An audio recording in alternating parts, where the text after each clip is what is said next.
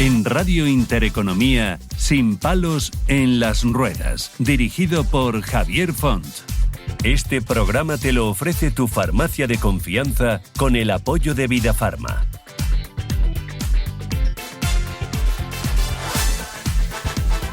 Muy buenas, ¿qué tal? ¿Cómo estamos? Ya ha pasado la Semana Santa, el descanso, las torrijas. Ahora hacer propósito de enmienda para, perder unos kilitos, esos michelines que nos sobran.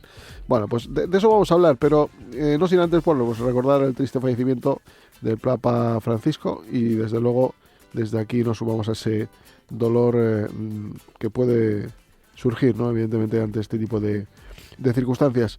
Y bueno, en esta semana se ha aprobado algo muy importante y es que ya no se puede despedir a personas con discapacidad por tener esa incapacidad temporal, ¿no? De alguna manera, pues es algo importante que tenemos que decir y que es fruto también de la presión de un tejido asociativo que, digamos, personas con discapacidad que tengan esa incapacidad permanente, pues que de alguna manera estén más protegidos. Y hoy vamos a tratar temas para movernos, es decir, de la movilidad como un derecho, de vehículos adaptados y de la libertad personal que esto genera, ¿no? Miren, en un mundo que se mueve deprisa, donde la autonomía y la movilidad se dan por sentadas, detenernos a hablar de vehículos adaptados no es solo una cuestión técnica o de ingeniería. Desde luego que es una cuestión de justicia, de inclusión y sobre todo de derechos.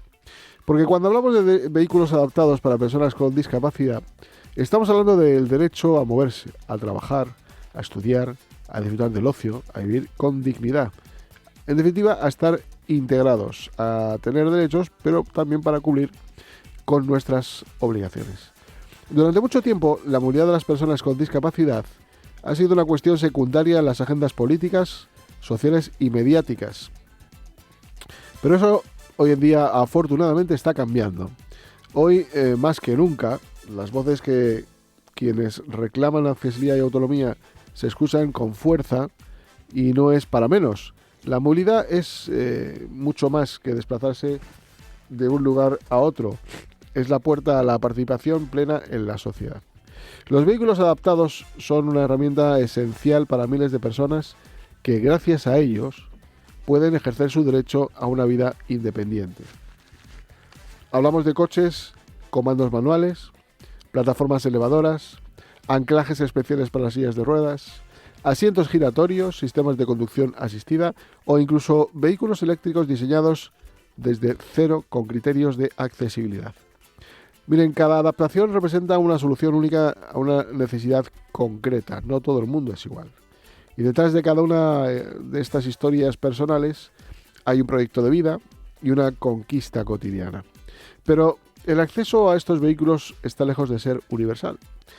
Por un lado, su elevado coste, la escasa oferta en el mercado de segunda mano, la falta de ayudas públicas suficientes y la burocracia hacen que sea interminable para acceder a subvenciones o certificaciones que muchas personas no consiguen y ven frustrado su derecho a conducir o a desplazarse con libertad. En este contexto, el papel de la administración pública, de las asociaciones de personas con discapacidad, de las empresas del sector y de la ciudadanía en general es, pues se puede imaginar, crucial. No se trata solo de fabricar más vehículos adaptados, se trata de crear un ecosistema que los haga accesibles. Que una persona con discapacidad no tenga que esperar años para poder comprar un vehículo de estas características. Que existan talleres especializados en todas las regiones. Que los profesionales sanitarios y técnicos sepan orientar y acompañar a quien lo necesite en esta materia si fuera necesario. Que las ayudas económicas sean realistas y ágiles. Y que el transporte público complementario esté verdaderamente adaptado para quienes no pueden o no desean conducir, que puede ser también una opción aceptable. También hay que hablar del entorno, de qué sirve tener un coche adaptado si luego no puede uno aparcar cerca de su destino, si las estaciones de servicio no están accesibles o si los caminos están llenos de barreras arquitectónicas. Pero bueno, este es otro cantar. En este programa queremos abrir un espacio para hablar de todo ello. No solo desde la técnica o la normativa, sino desde la experiencia vivida, Queremos contar historias, visibilizar los retos, pero también los logros. Porque detrás de cada vehículo adaptado hay una persona que ha luchado, una familia que ha apoyado, unos profesionales que han acompañado. Y porque cada vez en este terreno es un paso hacia una sociedad más justa y equitativa. Desde aquí lanzamos una invitación a todas las personas que forman parte de este universo, a usuarios, familias, técnicos, fabricantes, instituciones, etcétera, etcétera. Porque es un espacio que queremos compartir, pues para denunciar lo que no funciona, para aplaudir lo que sí y sobre todo para construir entre todos una movilidad realmente inclusiva. Pero miren, vamos a hablar también en el siguiente bloque sobre la prevención de riesgos laborales. Sí, la prevención de riesgos laborales, pues en cuanto a lo que se refiere, si está o no adaptado a personas con discapacidad. Miren, en España y en buena parte del mundo, la normativa en prevención de riesgos laborales ha evolucionado notablemente en las últimas décadas. Hemos avanzado en cultura preventiva, en formación, en sistemas de evaluación de riesgos y en la implicación tanto de las empresas como de los trabajadores. Pero en muchos centros de trabajo no existen protocolos diferenciados ni adaptaciones específicas para personas con discapacidad.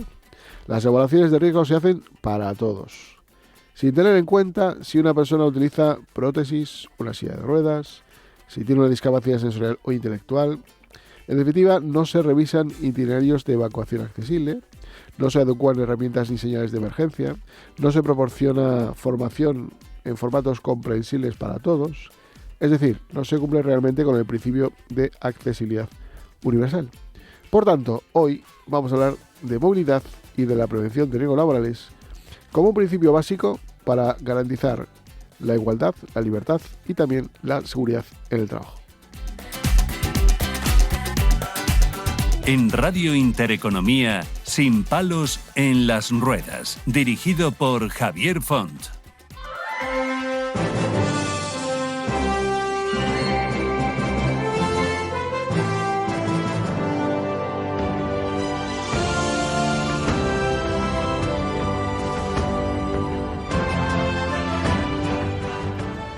Y bueno, como les decía, vamos a hablar de movilidad, de lo que facilita la libertad a las personas para, incorporarse a una vida normalizada.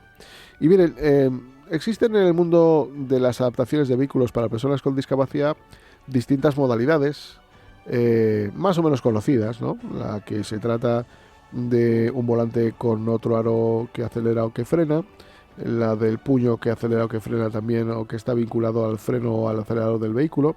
Pero vamos a ir un poco más allá, vamos a ir a rizar el rizo, a intentar entender primero algo que posiblemente la sociedad no lo vea todavía muy claro, y es cómo una persona con un alto grado de discapacidad puede conducir de manera autónoma vehículos convencionales. Y para eso, pues hemos contactado con una empresa que se dedica a ello, y es la única que se dedica a ello en la modalidad que vamos a explicar, porque incluso tiene integrado un sistema de aprendizaje, de autoescuela, donde pues se puede uno sacar el carnet de conducir para, dicho sea de paso, conducir un vehículo con un joystick, como el de una silla de ruedas eléctrica, y adaptado con su cajeado, con su rapa. Y hemos contactado con Irinchi Soluciones Adaptadas. Y vamos a hablar con la profesora de formación vial de Autoescuela de Irinchi, que es Irache Andrés, a la que tengo el gusto de saludar en estos momentos. Irache, ¿qué tal? Buenos días. Encantada de poder estar con vosotros. Muchísimas gracias por acompañarnos. Vamos a intentar trasladar a través de las ondas la imagen de cómo una persona con discapacidad severa, es decir, que tiene tetraplegia, que tiene los miembros superiores afectados, puede ser capaz de conducir un monovolumen. Sí, nosotros inicialmente lo que hacemos es una prueba de valoración y vemos un poco cuáles son los miembros con los que podemos disponer y los que no, para empezar a adaptar nuestros vehículos de formación, de autoescuela. Nosotros tenemos autoescuela con más de 40 años de experiencia, fundada concretamente Autoescuela Irinchi en 1962, y especializados en personas con la formación para personas con grandes discapacidades. Tenemos diferentes vehículos con diferentes adaptaciones y una de ellas, como decías, la conducción con joystick. Son nuestros vehículos los que adaptamos a las necesidades de cada una de las personas.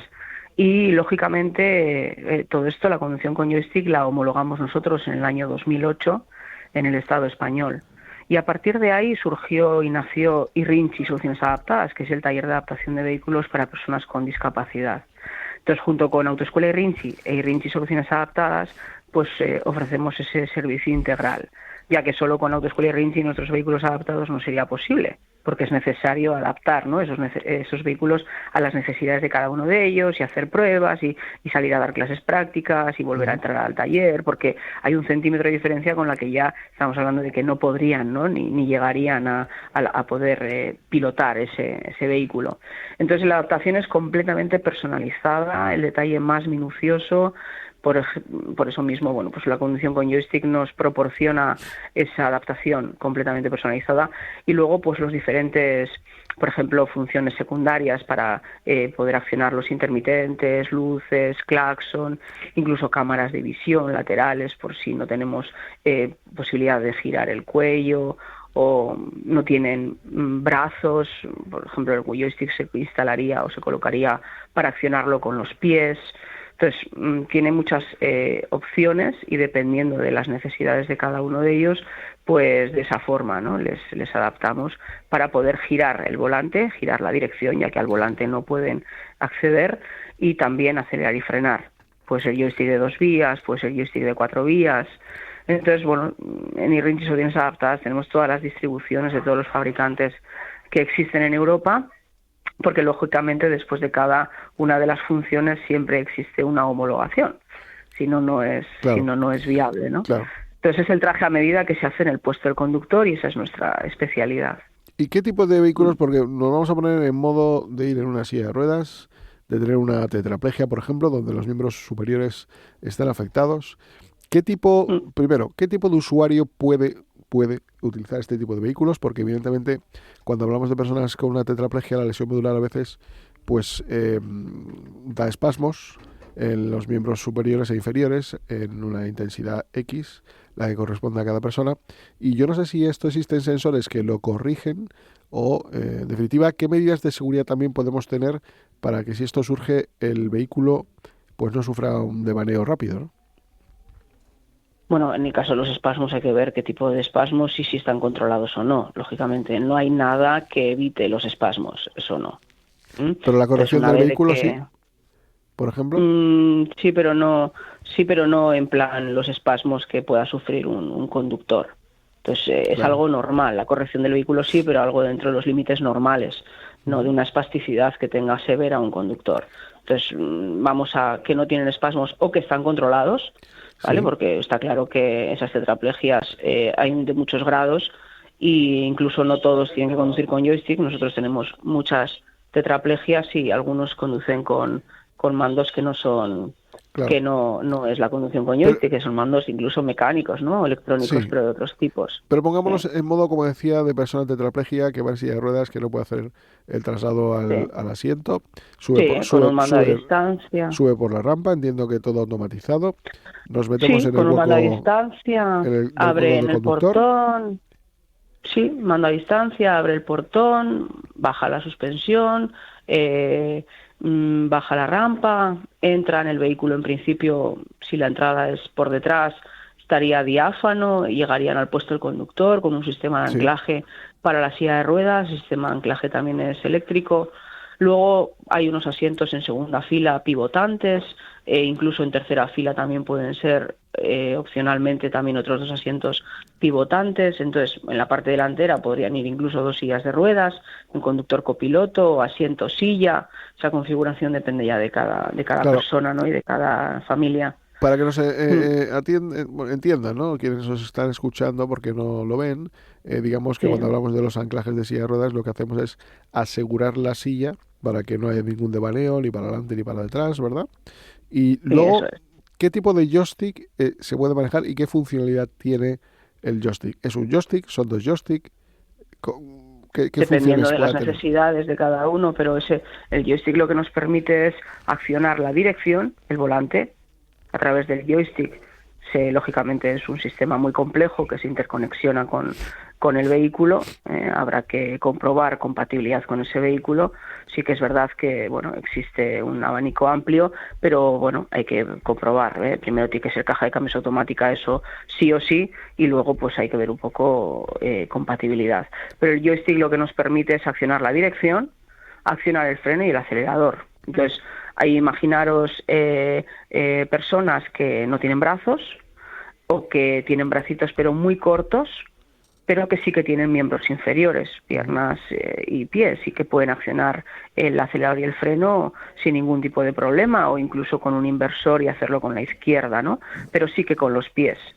Entonces, esa persona necesitaría solamente el joystick de dirección de 2 vías para accionar el volante, porque no llega a él.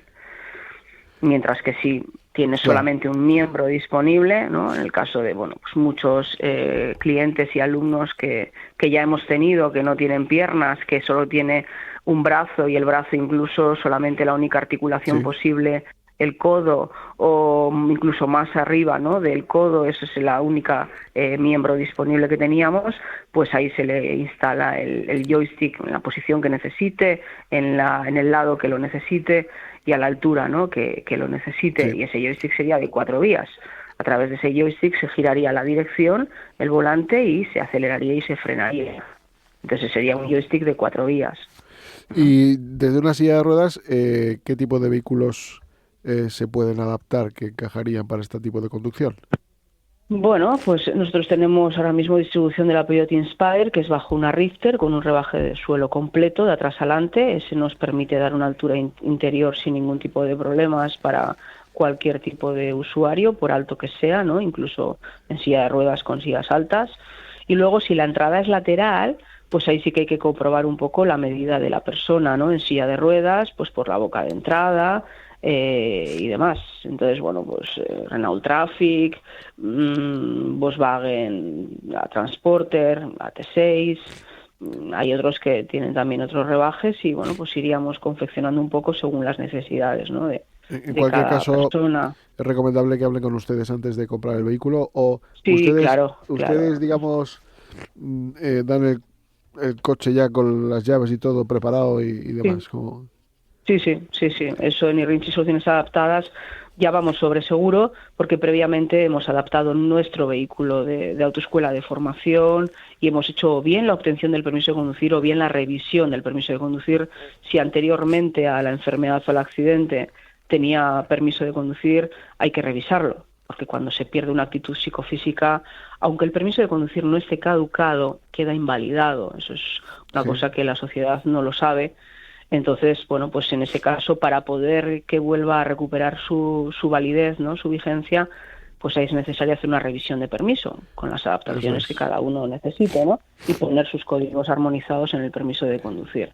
Entonces, todo eso lo hacemos en nuestros vehículos, y una vez ya sabiendo cuáles son las adaptaciones necesarias, entonces ya vamos sobre seguro a adaptar los vehículos de cada uno de los clientes. Y sí, nuestro siempre proyecto es puesta en carretera y en circulación, y a nombre de ellos, y llaves en mano. Sí, a ver, se trata evidentemente de una inversión pues muy potente, que no está al alcance de cualquier persona. Luego hablaremos de precios si es tan amable, pero entiendo que antes de tomar esa decisión se puede probar, ver si uno está capacitado para poder llevar este tipo de instrumentos, como el joystick, o qué pasos se pueden dar previos para que luego uno pueda decir, oye, que sí, que esto funciona, voy a por uno. Sí, inicialmente contactan con nosotros, se da una cita para hacer una prueba de valoración. Esa prueba de valoración también ya es incluso salir a carretera. Inicialmente nosotros pues sí que pedimos pues un poquito que nos comenten cuál es su vida cotidiana, cómo se desenvuelven en ella, cuáles son las partes que tienen afectadas, pues algún informe médico, alguna foto, para que cuando quedemos en esa cita tengamos nuestro vehículo más o menos adaptado a lo que ellos van a necesitar. A partir de ahí siempre hay que hacer modificaciones, siempre, pero que ya uno de los vehículos pues que ya esté un poco acorde, ¿no?, a lo que necesitamos. se van haciendo modificaciones, ellos van, al final luego se establece un programa de formación, muchos de ellos están desplazados, como el que va a hacer un máster a Salamanca, pues vienen a sacar el permiso de conducir aquí a Basauri, que tenemos las autoescuelas, y el taller pues en Galdacano, que está muy cerquita, ¿no? Cerca de Bilbao, a 7 kilómetros. Y a partir de ahí, pues bueno, la prueba teórica, el tema de la formación teórica no nos preocupa porque se puede hacer todo a distancia, online, con aulas virtuales y con clases en streaming y tutores que les asignamos. Y la prueba práctica, pues tienen que hacer un examen conjunto que se llama, donde bueno, pues se va a reunir en este caso el coordinador de los examinadores de la Jefatura de Tráfico de Vizcaya, junto con Sanidad, si Tráfico determina que necesita su asistencia o su ayuda, es Sanidad del Gobierno Vasco, y un profesor nuestro, un vehículo adaptado nuestro de autoescuela y el alumno, ¿no? Entonces le hacen una prueba, comprueban que son idóneas las adaptaciones propuestas, que las maneja y que las sin ningún problema, ¿no? Se desenvuelve perfectamente en el tráfico, y a partir de ahí, eso es un examen práctico ya, solo que se comprueba la idoneidad de las adaptaciones. Se levanta acta, se establecen ya los códigos armonizados que va a necesitar esa persona para poder conducir y llevar en su permiso de conducir, y ya continuaríamos dando clases prácticas para finalizar con el examen práctico. El examen teórico se hace anteriormente, pero bueno, como cualquier otra persona. Y el examen práctico también, en principio, es como cualquier otra persona, solo que en este caso hay un examen que se llama examen conjunto, que es donde se determina la idoneidad de las adaptaciones. Y ese sería el proceso. ¿Y ahí se ve que se puede sin ningún problema sacar el permiso de conducir? ¿Cuál es el motivo por el que solamente se puede hacer en Vizcaya? Porque hemos estado investigando y solamente se puede hacer ahí, ¿no? El motivo pues son varios, y uno lógicamente son conocimientos, mucho, inversión muy grande, posibilidades, y bueno, pues en este caso las dos empresas pertenecen al mismo grupo y trabajamos todos conjuntamente, y eso es muy complicado. Aparte que yo soy profesora de formación vial, pero también trabajo en Irrinchi Soluciones Adaptadas. Sí. Entonces es un cúmulo de muchas cosas por el cual, lógicamente, esto no exista ni en otras provincias o... Pero no es una cuestión que dependa de la DGT, sino que simplemente, como dice, inversión y demás, ¿no? O sea, se podría hacer en cualquier otra parte. Trabaja a través de sus jefaturas y, bueno, pues la Jefatura de Tráfico de Vizcaya ya tiene mucha experiencia, porque nosotros pues estamos aquí y hemos tenido ya pues desde el año 2008 muchos casos y muy diferentes. Es verdad que también gracias a ellos, porque hay muchas jefaturas, pero que no todos tienen los mismos conocimientos. Entonces, bueno, pues que gracias a ellos también pues hemos podido, ¿no?, ir resolviendo y retos, ¿no?, como son casos, ¿no?, de cada cliente nuestro. Para nosotros al final es un reto diferente. Claro. Aquí estamos hablando de vehículos especiales y, por tanto, de nuevas pruebas de conducción que nos llevan a tener que, como decíamos, sacarnos el carnet de nuevo prácticamente. Y para eso hace falta una autoescuela especializada, que también tenéis vosotros ese servicio, ¿no? De alguna manera, ¿cómo se abre el proceso? Es decir, por lo que tenemos entendido, la gente se tiene que desplazar, los posibles clientes, hacia donde está vuestra autoescuela para llevar a cabo estas prácticas durante unos días, ¿no? Cuéntanos un poco cuál es el proceso.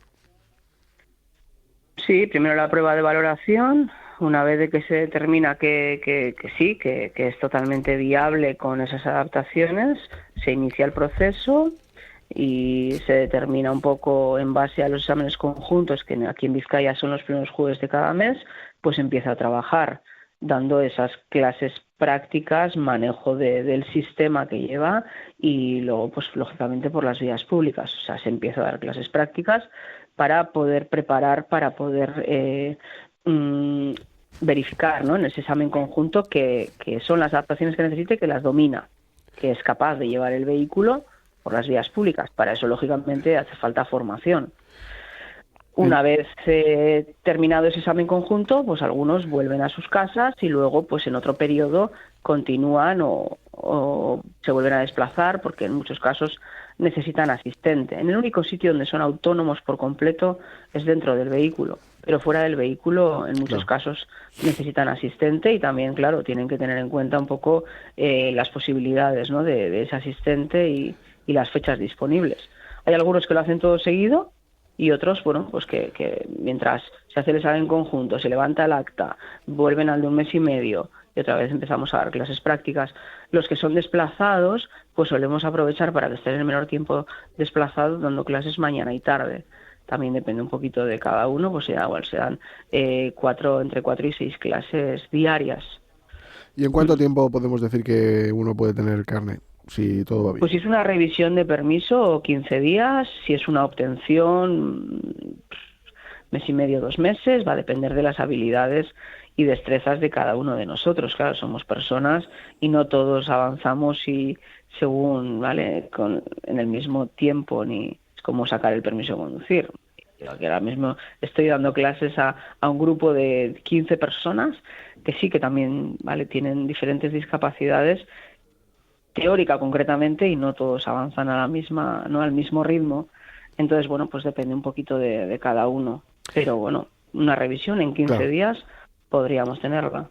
Estamos avanzando en tecnología, quiero decir, hablamos de coches autónomos, no sé si esto ya se ha pensado que podría ser una muy buena opción, más que manejar el joystick, que uno se suba al vehículo y que le parametrice al coche donde quiere ir y con los sistemas de conducción autónoma el coche vaya solo y no haga falta joystick y por tanto lo que hablamos de espasmos y demás, la verdad que importa verdaderamente poco, ¿no? Eso nuestros ojos creo que no lo van a ver, porque está bien lo del coche autónomo y todo eso está bonito, pero hoy en día todavía eso no existe. No es viable que ese vehículo autónomo vaya por las vías públicas. Las pruebas que se han hecho han terminado en accidente. Y ahora, pues sí, los vehículos llevan sensores de luces, sensores de lluvia, sensores de muchos tipos, muchos hadas, pero siempre el conductor tiene que estar por encima de todo ello. Y muy importante y que se recalca, y de hecho es una pregunta de examen, ¿no?, teórico, sí, cuando vas a obtener el permiso de la clase B, el conductor siempre tiene que estar por encima de ello. Y no es una excusa de, ay, es que como soy discapacitado y no puedo darlo. No. Entonces, unas luces, un carril de sentido contradictual, un carril adicional, un túnel. Siempre se va a encender la luz, el sensor te detecta cuando hay una bajada de luz.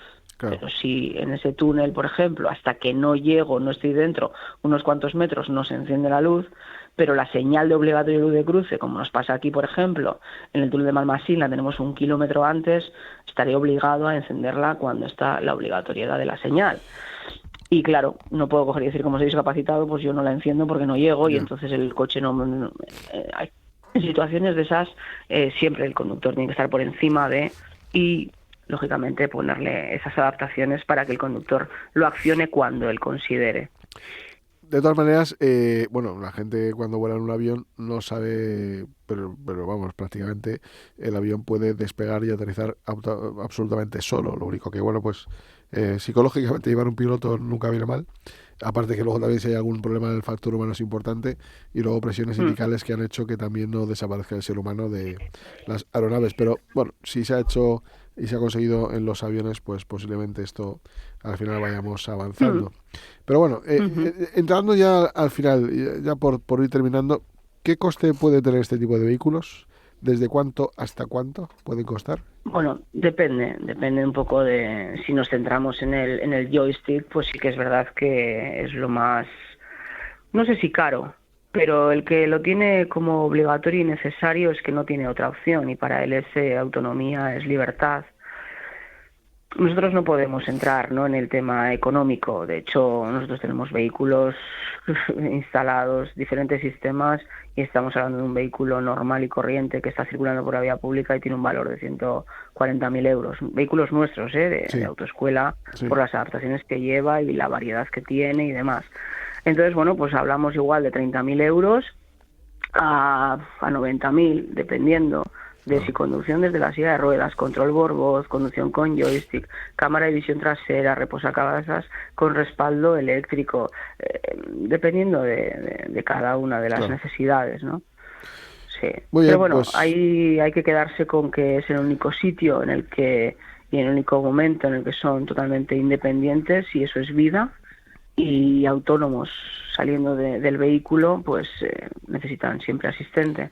Por lo tanto, El vehículo, es desde ponerle un luego, precio, ¿no?, a esa libertad. claro que sí, es un medio, lastimosamente no todo el mundo puede acceder a él, pero bueno, esperemos que algún día esto pueda ser factible. Y Irache Andrés, profesora de formación vial de Autoescuelas Irinchi, muchas gracias por pues atendernos la llamada y por informarnos de algo tan peculiar y tan singular como es este tipo de vehículos que existen y que de alguna manera, bueno, pues es una opción. Eso sí, de momento al alcance de poquitos, pero que esperemos que esto se pueda ir solucionando con el tiempo. Gracias, Irache. Muchísimas un saludo, gracias. buen día. A vosotros. Hasta luego. Gracias, igual. El exceso de peso no es solo una cuestión de imagen, es salud, bienestar y calidad de vida. En IMEO te ayudamos a alcanzar un peso saludable con tratamientos médicos personalizados y seguros. Mejora tu energía, protege tu corazón y gana años de vida. Visítanos en imeovisidad.com y empieza hoy tu cambio. IMEO, cuidamos de ti.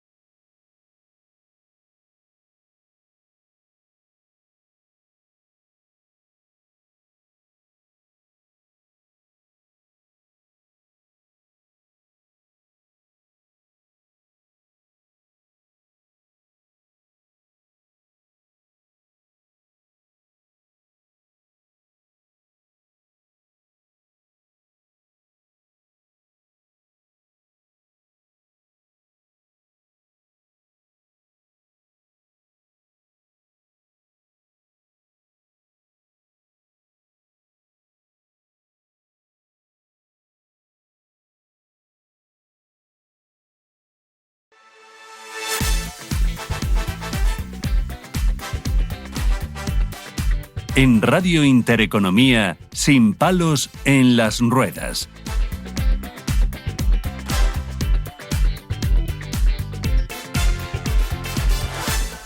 Bueno, pues nada, hoy vamos a hablar para todos aquellos pecadores que han comido muchas torrijas y que han hecho algunos excesos en estos días de vacaciones que, como se suele hacer y ser habitual, pues bueno, uno se relaja, deja la dieta aparte.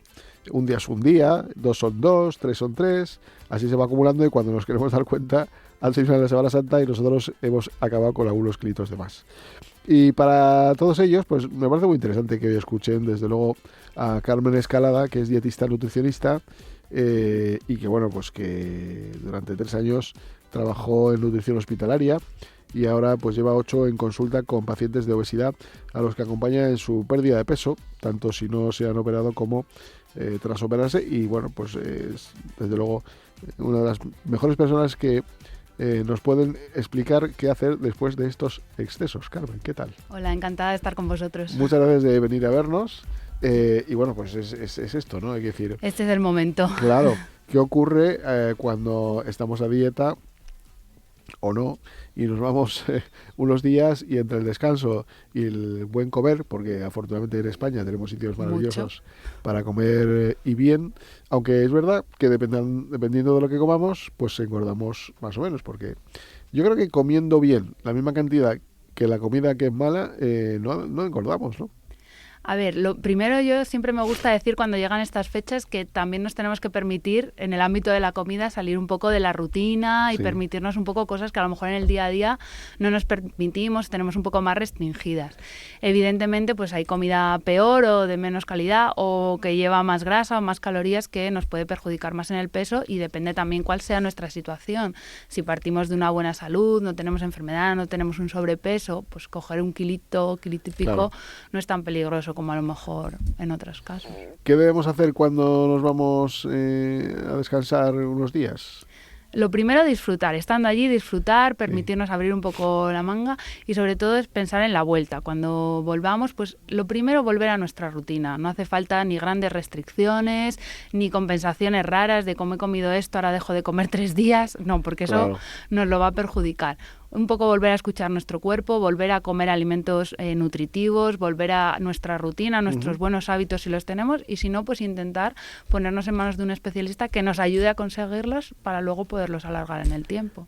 algunos consejos así a voz de pronto: mucho agua, mucho ejercicio. Sobre todo, pues mucho agua, somos agua fundamentalmente, Sí. entonces volver a hidratarnos bien, volver a alimentos de calidad. ¿Cuáles son? Pues proteína de calidad, legumbres, carnes magras, pescados, huevo, mucha fruta y verdura como fuente, como parte fundamental de nuestro plato, de nuestro tanto comidas como en cenas, Sí. incluso podemos meter en meriendas, desayunos. Cereales integrales, granos de calidad, ya sea trigo, avena, centeno en cualquiera de sus formatos, pan, pasta, arroz y ya está, sobre todo eso. Oye, has dicho dos cosas, bueno, tres. El agua, ¿para qué? Digamos que la fruta se puede comer por la noche o no, porque sobre eso hay mucho que decir, no lo sé, hay gente que dice que no, porque engorda más, tal. Y la otra parte, hablas de los, digamos, del centeno y demás, que hay gente que dice que está bien, otros que no está bien, porque se convierte en triglicéridos. De esas tres cuestiones, ¿nos puedes explicar un poco? A ver, el agua es el componente fundamental de nuestro cuerpo. Entonces, lo que más nos hidrata o lo que nos hidrata de verdad es el agua. Necesitamos beber agua y el resto de bebidas, ya sean zumos, gaseosas, tienen que ser secundarias o de momentos puntuales si queremos estar sanos y evitar un problema de salud, diabetes, obesidad, etcétera. En cuanto al tema del centeno que me preguntabas, lo importante no es tanto el tipo de cereal, trigo, avena, centeno, sino que sea de calidad, que no sea refinado, que sea integral. ¿Vale? Si lo hacemos así, se va a convertir, nuestro cuerpo tarda más en metabolizarnos, no es azúcar directo y por tanto es mucho más difícil que se convierta en triglicéridos. Aparte, fundamental, si comemos o cuanto más hidrato de carbono comamos, más ejercicio tenemos que hacer también, porque Claro. es una fuente de Claro. energía. Y la otra pregunta era... El agua. No, el agua, ¿La el fruta? centeno... Ah, y la fruta, eso. La fruta es un alimento sanísimo. Necesitamos 5 raciones más o menos de fruta y verdura al día y lo que tenemos que tener cuidado, más que si la comemos por la mañana o por la noche, es en tomarla entera, masticada. Evitar los zumos, todo lo triturado, porque eso sí que nos sube más el azúcar en sangre y nos sacia mucho menos. ¿Y da igual no, mañana, tarde o noche? En principio sí. Al Por la final... noche no pasa nada, que te vayas a la cama después, ¿no? A ver, pues yo siempre digo, prefiero que te tomes un calabacín, un pepino, Claro. pero con algo de proteína, pero nunca es un donut.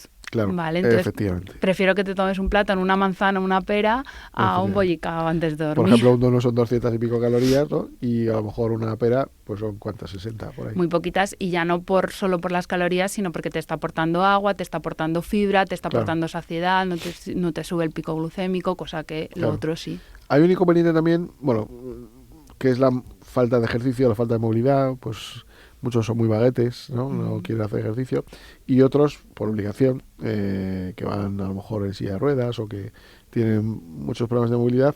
Evidentemente, la falta de ejercicio también condiciona un poco la salud y la dieta, incluso hasta para adelgazar, que a veces no se hace ya por estética, sino por salud, ¿no?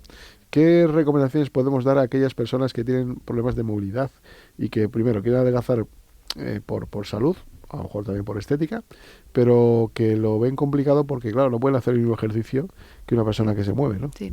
A ver, sobre todo el ejercicio es fundamental a nivel salud, ya sea psicológica o física, y si queremos buscar pérdida de peso o mantenernos en nuestro peso, para mantener nuestra masa muscular y mantener unos niveles de grasa adecuados.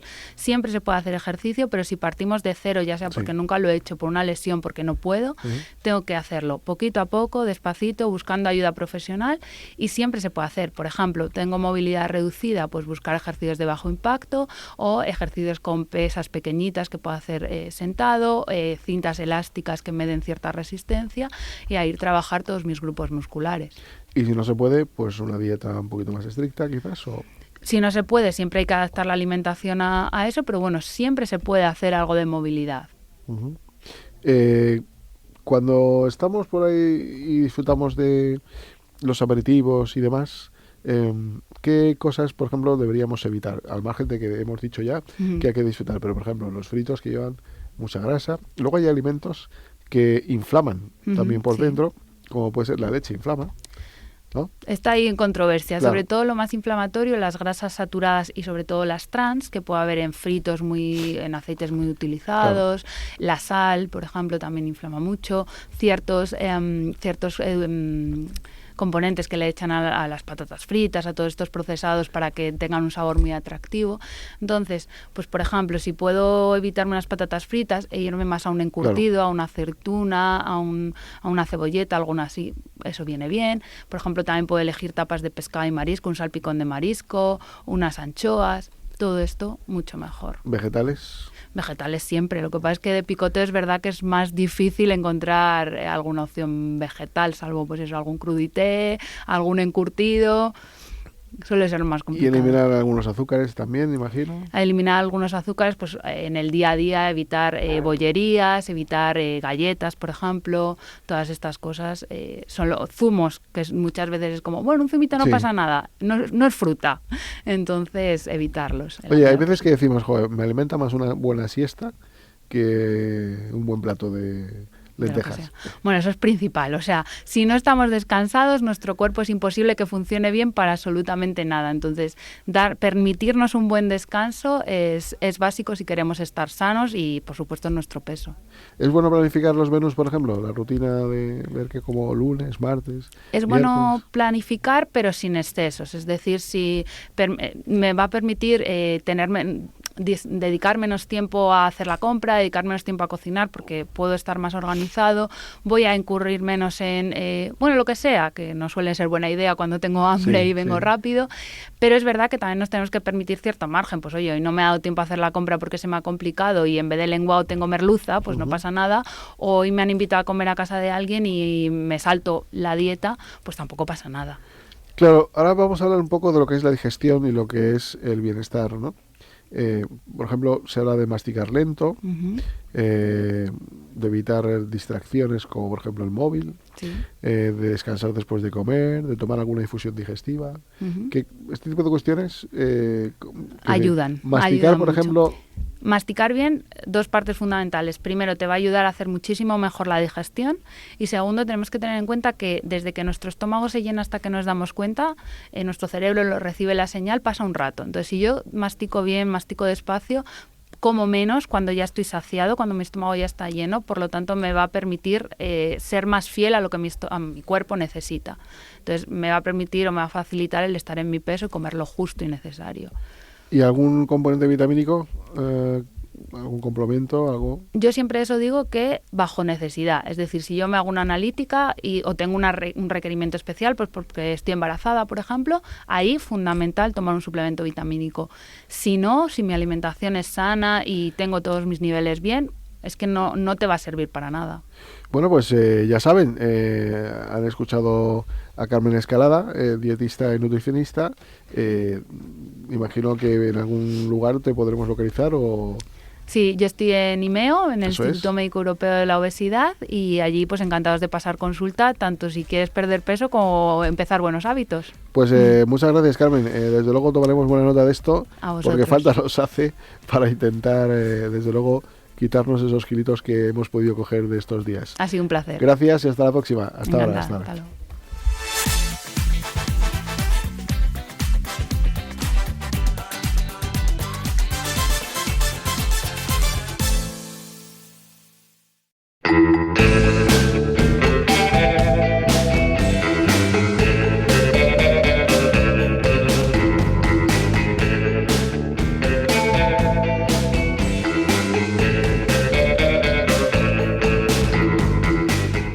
Bueno, pues la curiosidad mató al gato, pero en este caso nos va a dar la vida para escuchar las cosas importantes y súper curiosas que Aitana Pichel nos va a contar. Aitana, ¿qué tal? ¿Cómo estás? Buenas tardes, bien. Hoy traigo un poquito de todo, Sí, no, ya veo que nos traes mucho entretenimiento. A ver. Sí. Vamos con la primera noticia. El sorprendente secreto que esconden los aplausos. Así pueden revelar tu identidad gracias a la física. Un estudio revela que los aplausos esconden una firma acústica única en cada persona, como su propio ADN o huella dactilar. Descubre cómo la física del sonido puede usarse para identificar individuos y mejorar la acústica de espacios. ¡Qué bonito! Un estudio, liderado por Sang-Wan Yang en la Universidad de Cornell, ha revelado que los aplausos generan una firma acústica única para cada persona, similar a una huella dactilar sonora. Este sonido no solo depende del impacto entre las palmas, sino también del aire atrapado entre las manos, que actúa como resonador natural. Según la forma, velocidad y técnica del aplauso, manos cóncavas, planas o con dedos, varía la frecuencia y duración del sonido. Utilizando cámaras de alta velocidad, micrófonos sensibles y simulaciones por ordenador, los investigadores comprobaron que cada persona produce un aplauso distinto influido por el tamaño y textura de sus manos. Esto abre la puerta a aplicaciones en identificación personal, control de accesos por sonido, toma de asistencia en aulas, bioacústica y arquitectura acústica. El hallazgo demuestra que algo tan cotidiano como un aplauso encierra una física compleja con potencial para revelar la seguridad y el diseño de espacios. Bueno, qué cosa más interesante, ¿no? Y parecía mentira, pero los aplausos son una maravilla. Justo. ¿Creéis que habrá cerraduras por aplauso en algún momento? Pues yo creo que sí, porque vemos de todo. O sea que toda la parte táctil, todo lo que es voz, en fin, es un sistema de entornos controlados por la tecnología tan brutal que claro que lo veremos. ¿Qué más cosas nos traes? Ahora un poquito de ciencia. A ver. Elaboran el mapa más detallado de las conexiones entre células del cerebro de ratones. Este nuevo trabajo forma parte de la iniciativa BRAIN, un proyecto de investigación internacional liderado por un neurobiólogo español, Rafael Yuste, ganador del Premio Latido a la Excelencia en 2023. El equipo internacional de científicos, liderado por Yuste, ha creado el mapa más detallado hasta ahora de las conexiones cerebrales en ratones. Este atlas, publicado en Nature y Nature Methods, analiza un milímetro cúbico del cerebro de un ratón, revelando más de 200.000 células, incluyendo 84.000 neuronas y 524 millones de sinapsis. ¿Tanto cabe ahí? Tanto cabe ahí. ¿En un cerebro de un ratón? Sí, sí. Madre mía.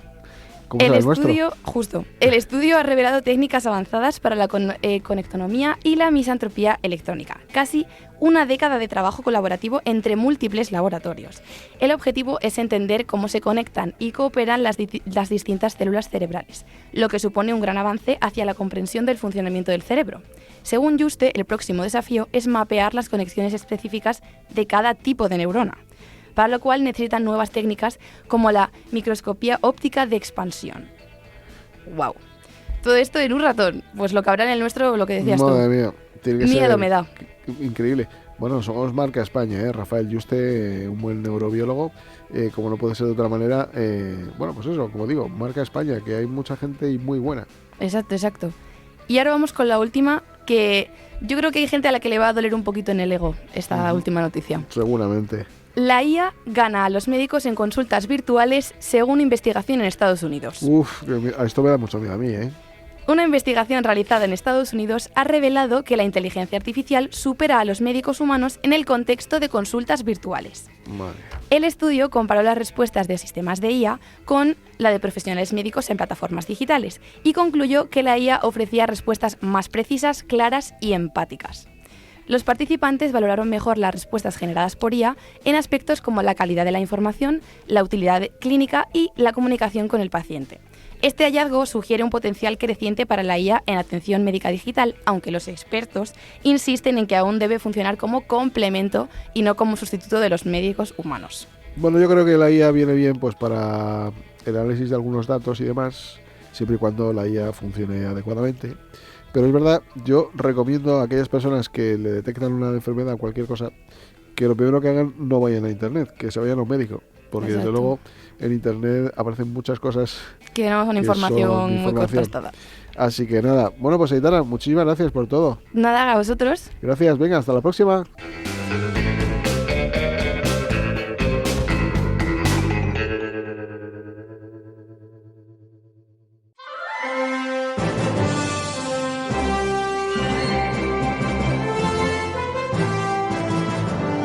En Radio Intereconomía, Sin palos en las ruedas.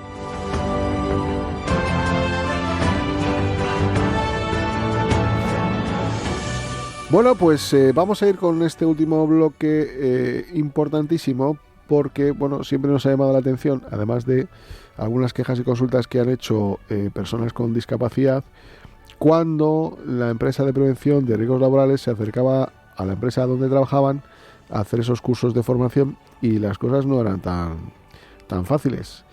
Miren, en España, en 2024, se registraron más de 1.100.000 accidentes laborales, de los cuales 796 fueron mortales, lo que representa pues un incremento del 10,4% con respecto al 2023. En accidentes laborales por año podríamos decir que en 2022 se registraron cerca de 653.000 y en el 21 pues 523.000, es decir, la cosa va aumentando un poquillo.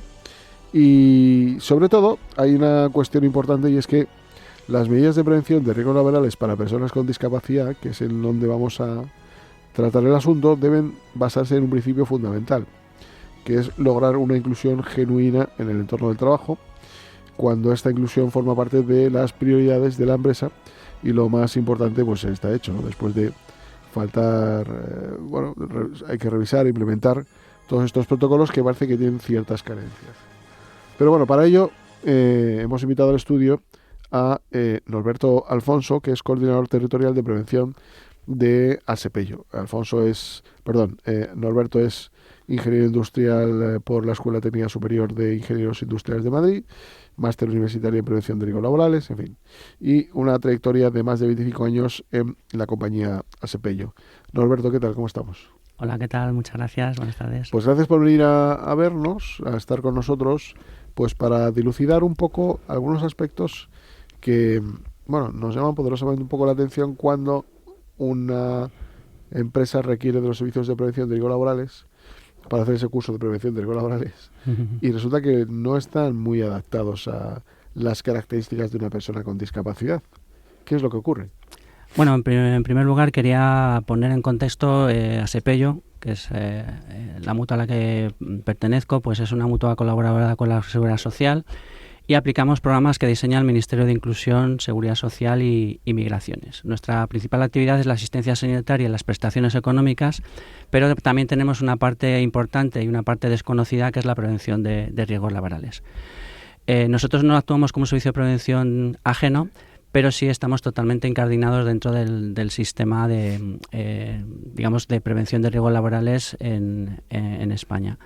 Entonces, respondiendo un poco a la pregunta, sí es verdad que la formación muchas veces caemos en la... Al final, la sociedad o las empresas son un reflejo de la sociedad.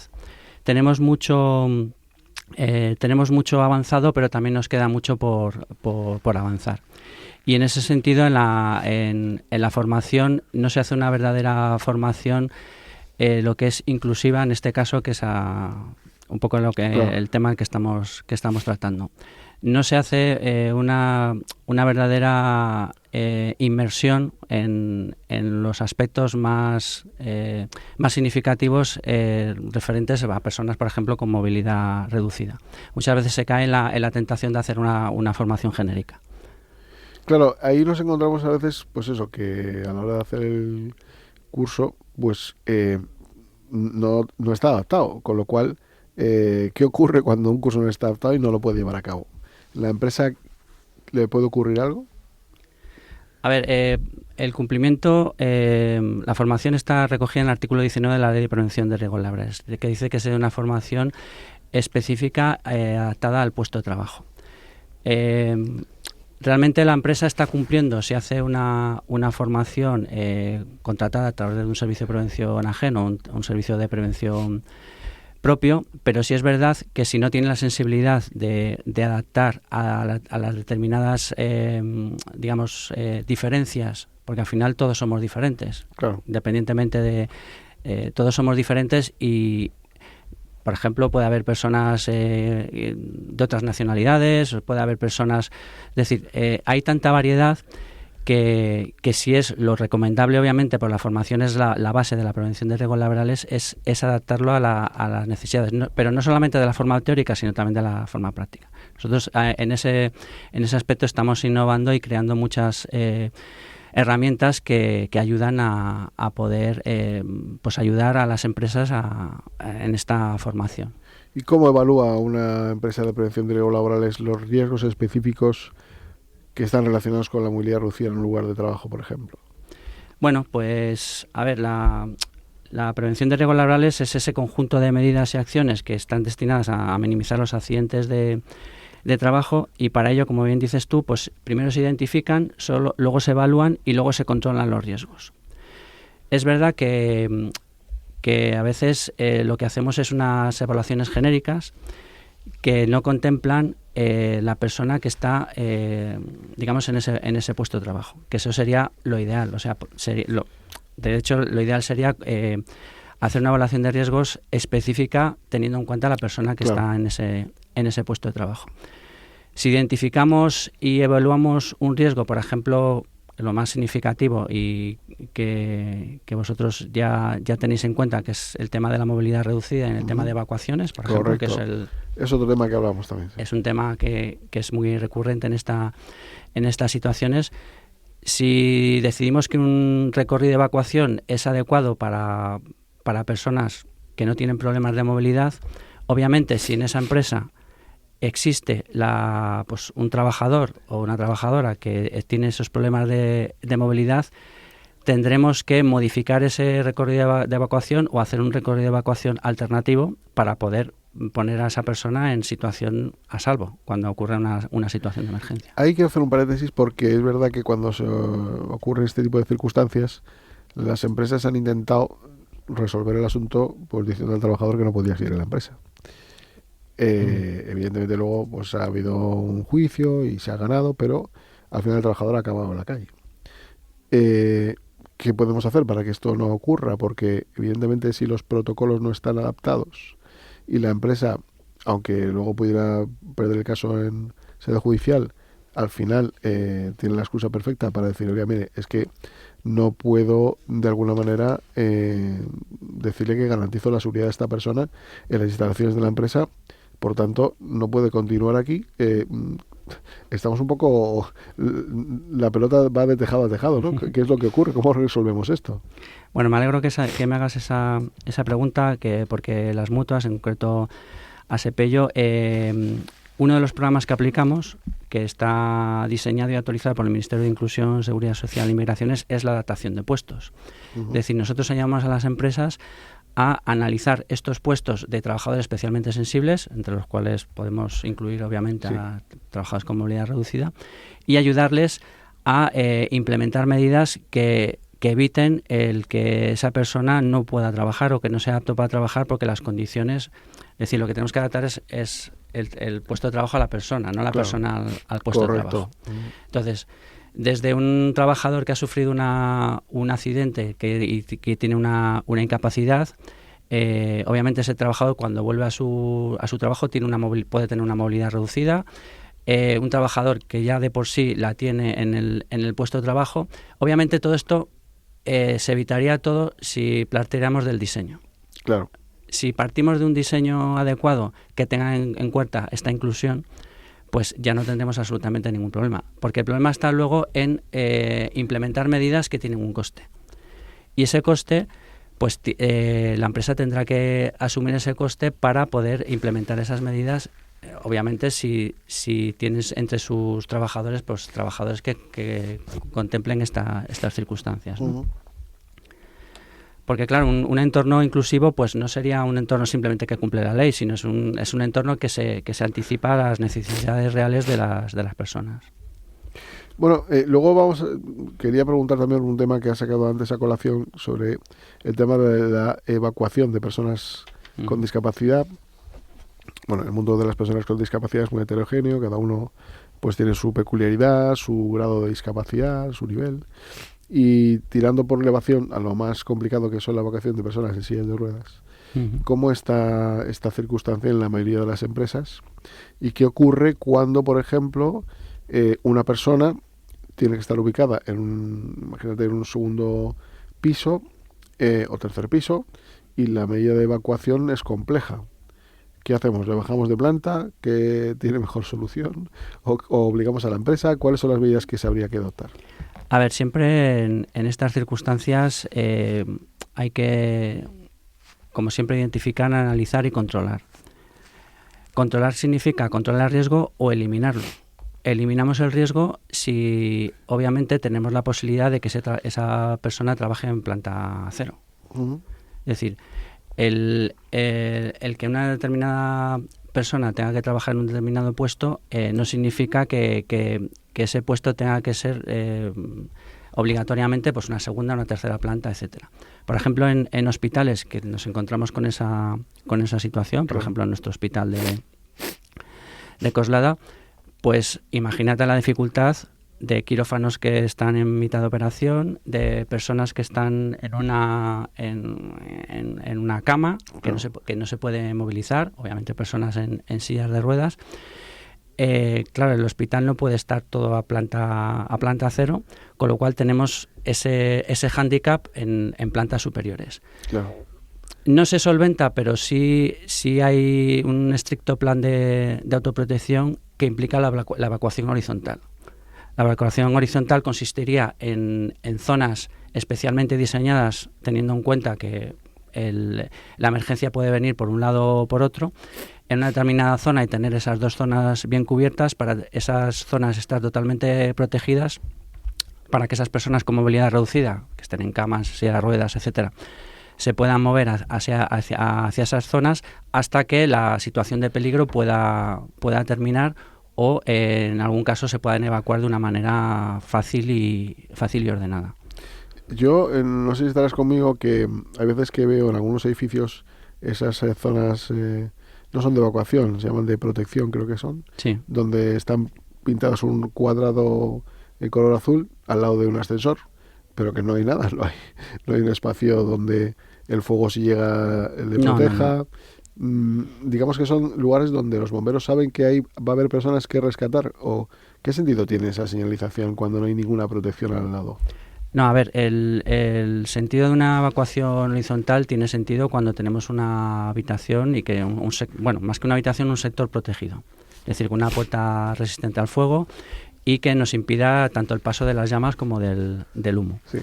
El caso de que haya algo pintado significa que que ahí tenemos es probable que tengamos en esa planta o en esa situación personas con movilidad reducida, pero no tiene mayor eso no se puede considerar una zona de claro, falta de... Es que yo, cuando las personas con discapacidad, que no me gusta decirlo así, pero para que lo entendamos todos, generan una circunstancia peculiar y diferente, pues normalmente para pasar al expediente se hace una cosa no sé qué, que puede ser esta de pintar en el suelo un recuadro y ahí ya se resuelve el asunto, ¿no?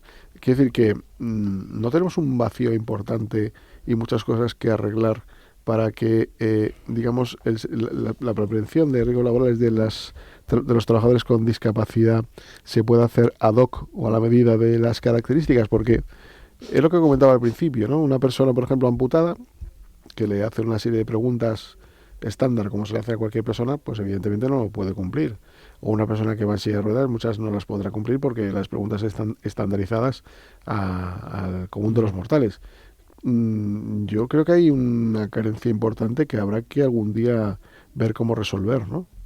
A ver, esto ya está contemplado en la Ley de Prevención de Riesgos Laborales, en el sentido de la integración de la prevención. Si integramos la prevención desde un primer momento en toda la fase productiva y en toda la línea jerárquica, esto ya está resuelto. ¿Por qué? Porque cuando una empresa tiene interiorizada que la seguridad y salud es lo principal, es la seguridad y salud de todos, independientemente de personas con movilidad reducida o personas con cualquier tipo de discapacidad o cualquier situación. Es más, nosotros aplicamos el concepto de bienestar organizacional, que consiste en una mirada a la persona, es decir, ver el entorno físico, que es la prevención de riesgos laborales de toda la vida, el entorno psicosocial, los recursos de salud para la empresa y también participación en la salud de la comunidad. Y en este sentido me refiero a que en un momento determinado también podemos adaptar una situación o un proceso a una persona que está pasando por una situación dolorosa. Es decir, una persona que está pasando una situación dolorosa también es una persona especialmente sensible, que lo que debemos intentar también con esa integración es conseguir esa adaptación. Con lo cual, si tuviéramos una integración realmente efectiva, tanto del proceso productivo como en toda la línea jerárquica, conseguiríamos que ya desde la base, desde el inicio, pues todas estas carencias que muchas veces surgen y que al final es poner digamos, a resolver un problema que se podría haber resuelto desde el principio, pues ese sería un poco la base. Pero para ello necesitamos formación e información no solamente para las personas que están en esta situación, sino también para sus mandos y para el resto de compañeros. O sea, si tenemos una formación inclusiva, es mucho más fácil sensibilizar que si realmente no tenemos esa formación, o esa formación, digamos, es más genérica. Y ahora entra en juego lo que llamamos los ajustes razonables. ¿Qué es un ajuste razonable? Eso es. En el ámbito de la prevención de riesgos laborales, ¿cómo aplicamos los ajustes razonables? Para, digamos, decir, bueno, es imposible, no se puede adaptar, este señor no se puede quedar en esta zona, o para decir, hay que adaptarlo y como no se puede, este señor tiene que salir de aquí. ¿Cómo aplicamos esos ajustes razonables? A ver, los ajustes razonables no tienen un baremo. Es decir, como muchas veces el espíritu de la ley, recursos suficientes, formación necesaria. Es decir, ¿qué es formación necesaria? ¿Qué son recursos suficientes? Si no hay un Real Decreto que la desarrolle, realmente cada uno puede decir o pensar en lo que quiera. Si tú dices, oye, tienes que tener un servicio de prevención propio y si tienes más de 500 trabajadores, pues ya está. O sea, si tienes más de 500 trabajadores o 250 dentro de un anexo peligroso, pues tienes que tener un servicio de prevención propio. Pero un ajuste razonable realmente implica que el empresario tenga que decidir qué inversión hace y qué inversión es lo suficientemente razonable como para mantener a esa persona en ese puesto de trabajo o decir que no tiene otro puesto para adaptarlo. Nosotros, en ese sentido, pues ayudamos a las empresas a realizar este tipo de análisis, que no solamente va parejo en el sentido físico, sino también a través de la vigilancia de la salud, de un examen de salud. Se ve un poco el estado psicofísico del trabajador, se analizan las diferentes posibilidades junto con su servicio de prevención propio o ajeno y a partir de ahí pues consideramos las diferentes variables. Oye, una inversión mínima, con esta inversión mínima podríamos hacer que esta persona esté totalmente segura y saludable en su puesto de trabajo y con eso podríamos llegar a un acuerdo. Pueden ser inversiones mucho más elevadas que obviamente a lo mejor la empresa no puede atender. Claro. Y eso ya lo tendrá que decidir un juez, entiendo, en la mayoría de los casos, ¿no? Porque si no hay nada descrito, claro, de que es un ajuste razonable y demás, es complicado. Por ejemplo, ¿cómo se pueden prevenir los riesgos derivados del uso de una prótesis, de una silla de ruedas o de algún tipo de ayuda técnica? ¿Eso cómo se puede evaluar? ¿A qué te refieres? ¿En qué sentido? Bueno, pues a saber si una persona con una cierta dificultad, acompañado de un elemento técnico, puede ser una prótesis o una silla de ruedas, pues de alguna manera el lugar donde está tiene un riesgo o no tiene un riesgo, ¿no? Como eso al final también se deriva un poco en ver de manera subjetiva, si, dependiendo del técnico que valore, si esa persona puede estar o no desempeñando una tarea o no, ¿no? Bueno, esto primero pasaría por una parte sanitaria. Esta persona o habría hecho un examen de salud. Ese examen de salud le habría dicho si es apto o no apto para su puesto de trabajo. Si es apto, no hay ningún problema, no hay que adaptar nada. Si no es apto, pues habría que cambiarle el puesto de trabajo. Y si es apto con restricciones, que puede ser alguno de los casos que tú has comentado, pues entonces ahí empezaría la fase de análisis. Y esto es poliédrico, es decir, hay multitud de factores y de facetas que actúan. Por ejemplo, una persona con movilidad reducida que tenga que actuar en una máquina y que a lo mejor precise un útil que es diferente al que se utiliza de manera estándar, porque se está manejando con la mano derecha y la mano derecha no la puede utilizar y tiene que utilizar la mano izquierda, pues es tan fácil como analizar y buscar un útil que para la utilización de esa máquina pueda hacerlo. Si es una persona con dificultad, por ejemplo, en la audición y su puesto de trabajo está totalmente relacionado con señales acústicas, se le puede poner, se pueden suplantar esas señales acústicas por señales sonoras que faciliten esa comprensión. Es decir, siempre hay que partir de un análisis y qué estamos valorando. Por ejemplo, los exoesqueletos que están diseñados no para levantar más cargas, sino para proteger esas zonas de tu cuerpo que se resienten cuando estás manipulando una determinada carga. En determinadas situaciones, pues podría también ser una buena medida.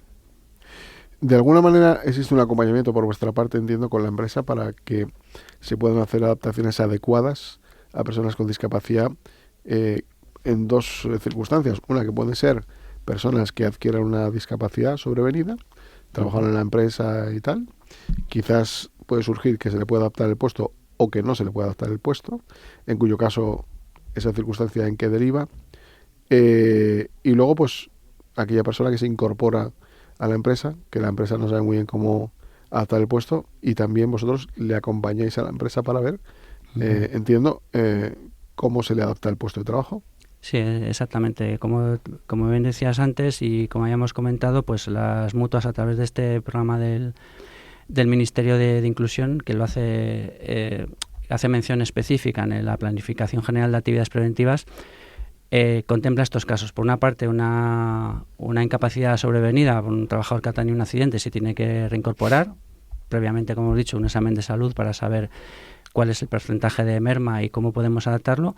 O si una persona contrata una persona con cierta discapacidad, pues tiene unos beneficios. Y entonces ahí también actuamos, también ayudamos a la empresa, junto con su servicio de prevención propio o ajeno, a decidir todo esto que hemos comentado. Primero, qué puesto realiza, temas de evacuación, que es muy importante, cómo llega y cómo se va del trabajo. No olvidemos de manera autónoma. De manera autónoma, porque muchas veces a lo mejor esto puede causar un problema, porque a lo mejor las comunicaciones o la forma que tiene de ir y de volver al trabajo también dificulta esa incorporación. Es decir, se tiene que evaluar la persona no solo contemplando su salud profesional, sino también su salud personal. Claro. Porque al final somos uno. Claro, está claro. De alguna manera, el trabajador puede requerirlo directamente, en este caso sería a Sepello, o tiene que hacerlo a través de la empresa. Oiga, mire, yo para trabajar aquí necesito que me adapten el puesto de trabajo, pida a Sepello que le adapten. ¿Cómo es el proceso y qué pasos tienen que dar? Bueno, el proceso sería que el trabajador, a través de su empresa, bien a través de su servicio de prevención, si tanto que sea propio o ajeno, y a través del empresario, pues requiere de este servicio de consultoría por parte de la mutua. Entonces la empresa se pondría en contacto con nosotros y a partir de ahí pues haríamos este apoyo. Si es una incapacidad sobrevenida, nosotros ya lo sabremos porque habremos tratado a ese trabajador, y una vez que tengamos constancia o conocimiento que el examen de salud realmente lo considera apto con restricciones, que sería la situación, digamos, más desfavorable después de su reincorporación. Ojalá fueran aptos todos, pero bueno, a veces es apto con restricciones, pues ahí es donde podríamos intervenir. Normalmente cuando un trabajador adquiere una discapacidad sobrevenida estando trabajando en un trabajo, pueden surgir dos cosas. Una, que la discapacidad ha podido ser generada por la propia actividad que venía desarrollando, u otra, pues uno coge un día un coche y tiene un accidente y adquiere una lesión medular o en silla de ruedas, tal. Se plantean distintas circunstancias, ¿no? Es decir, a la hora de planificar ya si uno va a seguir continuando o si va a adquirir la discapacidad permanente y si va a pasar por un jurado donde a los 18 meses se le va a valorar la incapacidad, etcétera, etcétera. Puede optar a continuar trabajando en la empresa, pero eso también le afectaría a su pensión y demás, ¿no? Posiblemente. Bueno, a ver, cuando un trabajador sufre un accidente, pues lo ideal es que se recupere. Sí, eso es lo que queremos todos. A veces, pues, tiene una pequeña lesión que es una indemnización que se llama baremo, y luego pasamos de incapacidad permanente, incapacidad parcial, incapacidad permanente total, absoluta o gran invalidez. Y eso, pues bueno, puede ocurrir tanto por contingencia profesional como por contingencia común. Entonces, en cada uno de los casos, pues las circunstancias son diferentes. En unos casos le permite trabajar en su profesión habitual, otros casos no permiten trabajar en su profesión habitual, pero sí en otro tipo de profesión, y ya llega un momento en que no puede trabajar en ninguna parte. Entonces ahí ya entramos en tema de pensiones, en tema de todas las prestaciones económicas que las mutuas realizamos.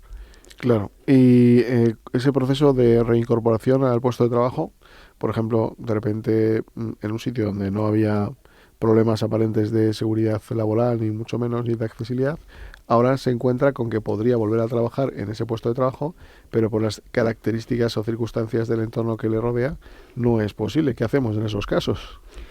Bien, sí, es una práctica habitual. O sea, tú estás trabajando con una serie de condicionantes, de repente tienes un accidente y resulta que, bueno, pues tienes movilidad reducida, por ejemplo, sí. y en esos casos un hecho muy frecuente es por ejemplo, el no manipular pesos, porque una de las lesiones más, bueno, como hablábamos antes de los accidentes, el 33% de los accidentes son por sobreesfuerzos. Sí. Entonces, cuando tienes esa lesión que te impide a lo mejor realizar tu tarea de una manera adecuada, pues siempre puedes actuar con ayudas mecánicas, puedes adaptar el puesto en el sentido de que las tareas que impliquen esa manipulación de cargas, repartirlas de otra forma. Es decir, no tienes por qué, digamos, dejar de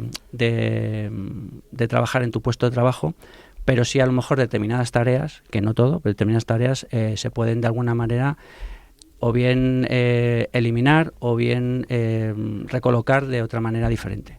O dentro de una cadena de producción, pues a lo mejor existe otro puesto más compatible con tu situación, o a lo mejor solo necesitas tiempos de descanso porque tu cuerpo necesita una recuperación y entonces es simplemente una rotación de puestos de trabajo. Es decir, que las soluciones son aplicables a cada caso particular. Claro. No se puede hacer una generalización. Pongámonos en el supuesto que uno trabajaba en un lugar donde al no tener ningún problema no se da cuenta nunca de que hay escaleras, que hay un entorno poco practicable, ¿no? Pero claro, cuando tienes una discapacidad te das cuenta de si hay escaleras ahí.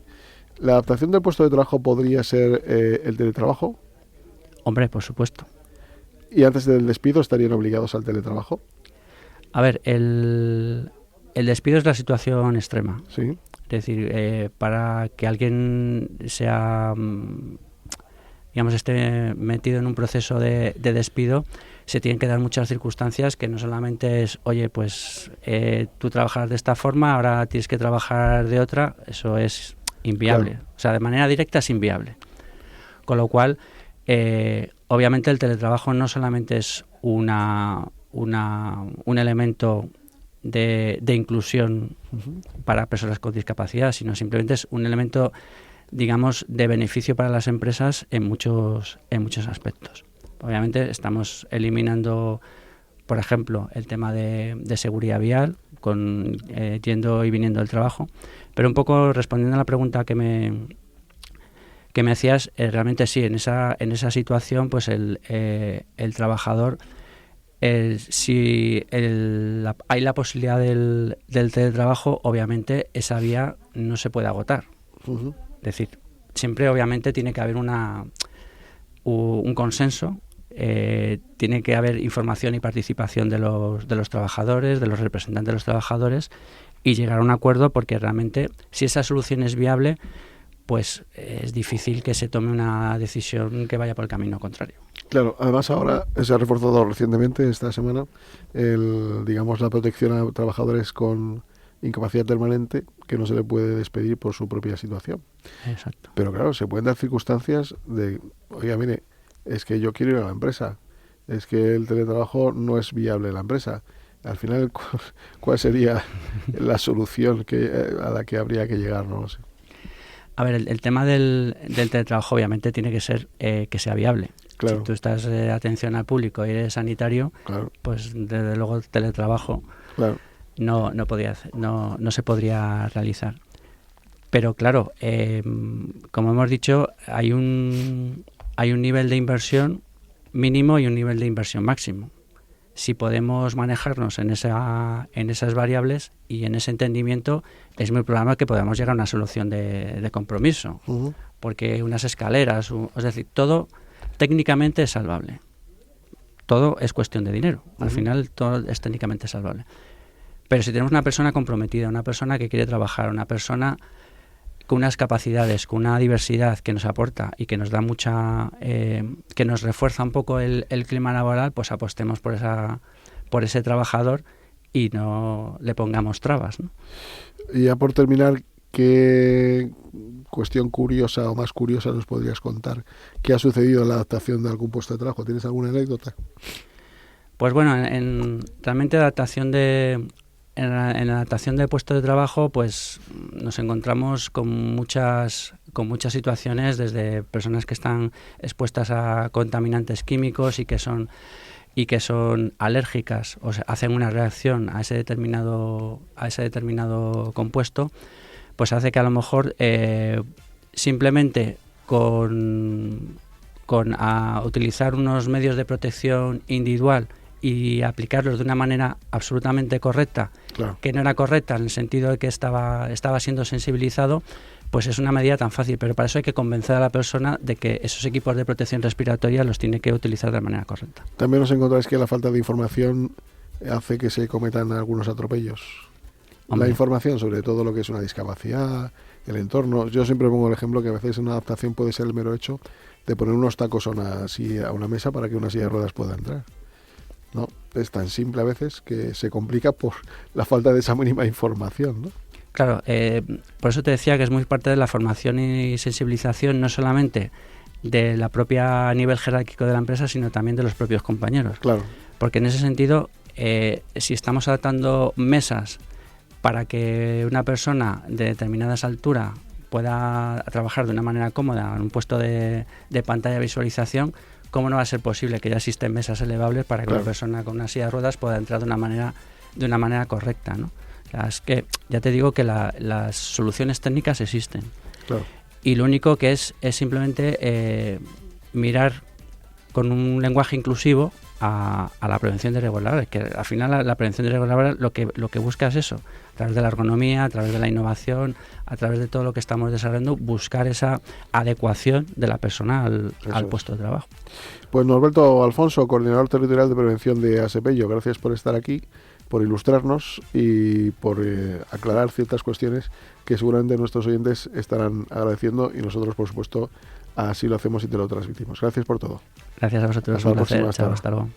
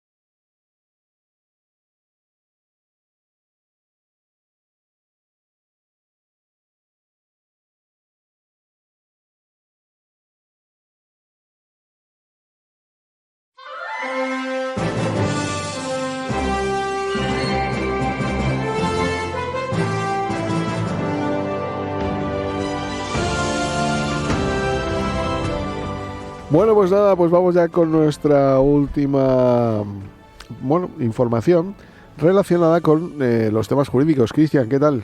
¿Qué tal, Javier? Buenas tardes. Pues aquí estamos un día más, una semana más y con novedades, la verdad, porque además, hemos estado hablando muchas veces de la tardanza, de los tiempos de espera y tal. Y bueno, parece que la Comunidad de Madrid ha avanzado un poquito y ha sacado una noticia nueva en la que, pues ha comunicado que activará a partir de mayo la renovación automática del grado de discapacidad a través del SMS en el teléfono móvil. Hay que estar atentos, porque esto hay mucho titular y luego vamos a... Eso es, pero bueno, parece que pues es un poco interesante porque a partir de ahora, pues todas esas personas que tienen un grado de discapacidad revisable, no las personas que se lo tienen ya definitivo, que no tienen que ir a revisiones, pero si tienes una fecha de revisión, pues anteriormente tú, 3 meses antes de esa fecha de revisión, tenías que iniciar una solicitud y tenías que iniciar todo el trámite para la renovación o para la revisión del grado de discapacidad. Pues a partir de ahora, a todas esas más de 57.000 personas que actualmente están en esa situación revisable, pues ya no tendrán que solicitarlo. Y es que el sistema va a funcionar en que la propia Comunidad de Madrid va a enviar al teléfono que tienes dado de alta con todos tus datos un SMS que en el remitente será c.madrid, en el cual pues te informará que se prolonga hasta que sea revisado de oficio este grado de discapacidad, y en el cual te informarán a través de un SMS la cita o cualquier información de cuándo va a ser esa renovación. Luego recibirás un segundo SMS que confirmará el mantenimiento de tu grado de discapacidad, y por último, cuando ya esté todo resuelto y cuando ya tengas una resolución, te enviarán un último y tercer SMS en el que incluirán un enlace para que tú puedas descargar tu propio certificado. Por lo tanto, lo que buscamos aquí es que no sea el propio interesado el que tenga que iniciar el trámite de renovación, sino que sea la propia persona ya la que automáticamente a través de la administración reciba ese inicio del sistema de renovación, se mantiene lógicamente hasta que te sea revisado el grado de discapacidad como hasta ahora, y lo que se busca es un poco pues agilizar todas esas recepciones de documentación que tienen todos la carga administrativa, y que puede generar que siga aumentando esa lista de espera hasta la hora de reconocerte el grado o de la lista de espera. Más de 50.000 personas se van a ver beneficiadas. Claro, porque hay en torno a unas 57.000 personas los que no tienen el grado de discapacidad definitivo, sino que tienen aún el grado revisable por mejoría, por empeoramiento o por cualquier aspecto. Pero además, Javier, también están trabajando en otro servicio de mensajería para lo que es la atención temprana para los niños de 0 a 6 años. Entonces ahí también están trabajando con un SMS, pero bueno, eso es trabajo a futuro que de momento no está avisado. Pero Javier, además de esto, te quería comentar una noticia que parece ser que también es positiva, y es que las empresas del IBEX, no sé si sabes que tienen esa obligación de comunicar los trabajadores que tienen dentro de sus plantillas, y por ende pues tienen que comunicar cuántos trabajadores tienen con discapacidad dentro de sus plantillas. Y tras un análisis de los últimos datos, se ha visto lo que es un aumento, un repunte de un 9,1% en comparación con cifras del año pasado, y es que estábamos hablando de que en las últimas cifras que tenemos hay 26.000 trabajadores con discapacidad, con la diferencia de los 24.000 que había el año anterior en los últimos datos que tenemos de todas las empresas. Entonces, hay ese pequeño repunte ahí en empresas que son grandes, que pueden permitir y emplear a personas con discapacidad, y que parece que se está involucrando un poco más todas estas medidas de fomento del empleo. Pues buenas noticias. Yo añadiré al anterior que en la Comunidad de Madrid, por ejemplo, a las personas con ELA les dan prioridad para poder ser atendidas. Eso es. Lo cual, pues también es de agradecer. Y nada, nos despedimos. Así que ya nos vemos dentro de una semana. Sean felices, disfruten del buen tiempo, de las flores, de las plantas, de la primavera, que es la época de la vida. Así que nada, sean felices. 24-7-365. Un abrazo, hasta luego. Este programa te lo ha ofrecido tu farmacia de confianza con el apoyo de Vidafarma.